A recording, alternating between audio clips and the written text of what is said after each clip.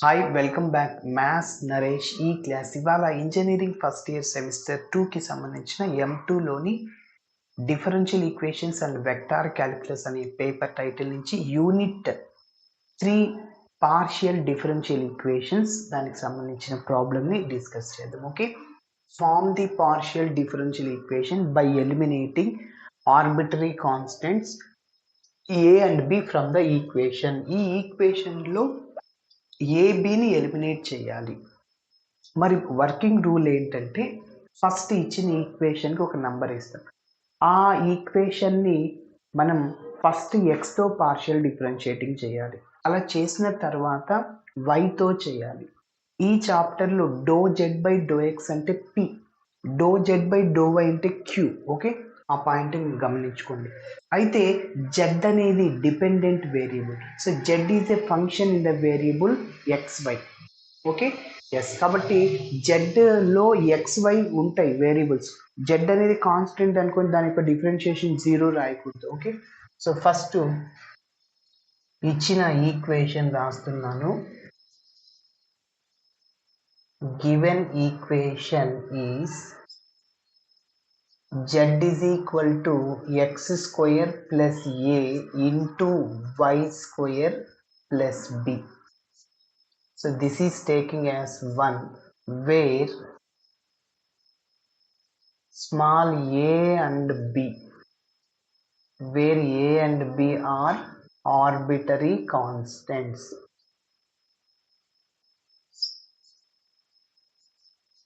Okay. మరి ఇప్పుడు ఈ ఈక్వేషన్ని ఎక్స్తో పార్షియల్ డెరివేటివ్ చేయాలి. పార్షియల్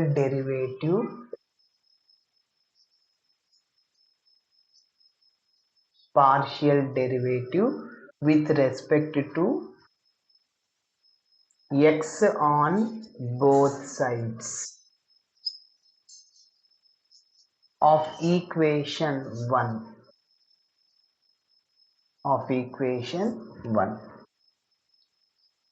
One implies ఇక్కడ జెడ్ని ఎక్స్తో పార్షియల్ డెరివేటివ్ చేస్తే do Z by do x is equal to, మరి ఇక్కడ మనం ఎక్స్తోనే చేయాలి. వై టర్మ్స్ని అట్లనే రాసేయండి, ఎందుకంటే మల్టిప్లైస్లో ఉన్నాయి.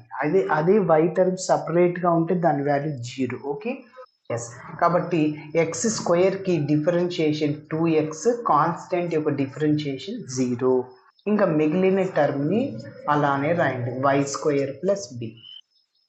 అయితే do Z by do X అంటే పి సబ్స్టిట్యూట్ చేయాలి. P is equal to 2x into why square plus b. Okay, మీరు గమనిస్తే ఇక్కడ నుంచి ఇంకా ఏబిని ఎలిమినేట్ చేయలేము. ఇక్కడ బి ఈజ్ ఈక్వల్ టు సపరేట్గా ఆ వాల్యూని కనుక్కోలేము. అయితే ఈ వై స్క్వేర్ బిని అట్లనే రాసేయండి, ఎందుకంటే నంబర్ 1లో ఉంది, సబ్స్టిట్యూట్ చేసేస్తాం. నెక్స్ట్ ఎక్స్ స్క్వేర్ ఏ వాల్యూ కూడా వస్తుంది, ఎందుకంటే వైతో డెరివేట్ చేస్తున్నప్పుడు ఎక్స్ టర్మ్ అట్లని రాయాలి. అప్పుడు ఎక్స్ స్క్వేర్ ప్లస్ ఏని వై స్క్వేర్ ప్లస్ బిని నంబర్ 1లో సబ్స్టిట్యూట్ చేస్తే ఏబీలు ఎలిమినేట్ అయిపోతాయి. ఓకే, ఎస్, కాబట్టి ఇక్కడ నుంచి Y square plus B is equal to, అది అట్లనే ఉండనివ్వండి. సో ఈ టర్మ్ లెఫ్ట్ సైడ్కి వెళ్తే డివైడ్ అవుతుంది, అంటే P by 2x. Okay, so next దీనికి ఒక నంబర్ ఇచ్చేస్తున్నాను. అదేవిధంగా నంబర్ 1ని వైతో పార్షియల్ డెరివేటివ్ చేస్తున్నాను. So partial derivative with respect to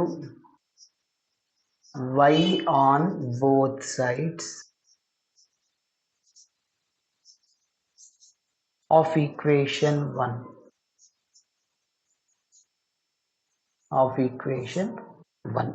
okay, number 1ని వైతో పార్షియల్ డెరివేటివ్ చేస్తున్నాను. So do Z by do Y is equal to, వైతో చేస్తున్నప్పుడు ఎక్స్ టర్మ్స్ అట్లనే రాయండి, అంటే ఎక్స్ స్క్వేర్ ప్లస్ ఏ దాన్ని అలానే రాస్తున్నా. ఇక్కడ చూడండి, వై స్క్వేర్కి డిఫరెన్షియేషన్ 2y, కాన్స్టెంట్ యొక్క డిఫరెన్షియేషన్ 0. ఓకే, ఎస్, సో ఈ చాప్టర్లో డో జెడ్ బై డో అంటే క్యూ అంటాం, ఎక్స్ స్క్వేర్ ప్లస్ ఏ ఇంటూ 2y ఇక్కడ నుంచి మనకి ఏం కావాలి, ఎక్స్ స్క్వేర్ ప్లస్ ఏ కావాలి. ఎందుకంటే నంబర్ 1లో ఉంది x square plus a value సపరేట్గా ఏమన్నా వచ్చిందా, ఏ ఈజ్ ఈక్వల్ లేదు, బి ఈజ్ ఈక్వల్ లేదు, కాబట్టి ఎక్స్ స్క్వేర్ ప్లస్ ఏని వై స్క్వేర్ ప్లస్ బిని అందులో సబ్స్టిట్యూట్ చేస్తే ఎలిమినేట్ అవుద్ది ఈజీగా. Okay, yes. ఇక్కడ నుంచి x square plus a is equal to ఆ టర్మ్ అట్లానే ఉంటుంది. ఈ 2y మల్టిప్లైర్లో ఉంది, లెఫ్ట్ సైడ్కి వెళ్తే డివైడ్ అవుతుంది, అంటే క్యూ బై 2y. సో దీనికి ఒక నంబర్ 3 ఇచ్చాను. మీరు గమనిస్తే 2, 3ని నంబర్ 1లో సబ్స్టిట్యూట్ చేసేద్దాం.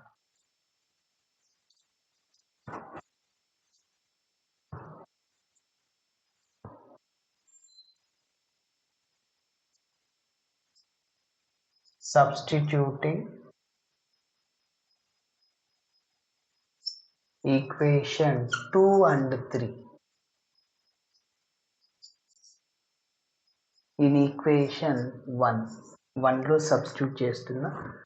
1 implies, ఎస్ చెప్పండి, 1 ఏంటంటే z is equal to X square plus A అంటే ఇది Q by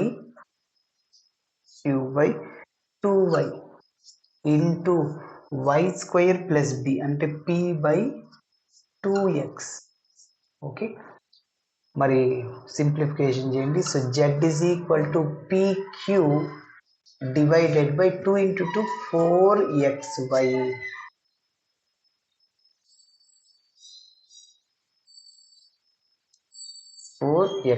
so cross multiply చేయండి. 4xyz is equal to pq. This is the required partial differential equation.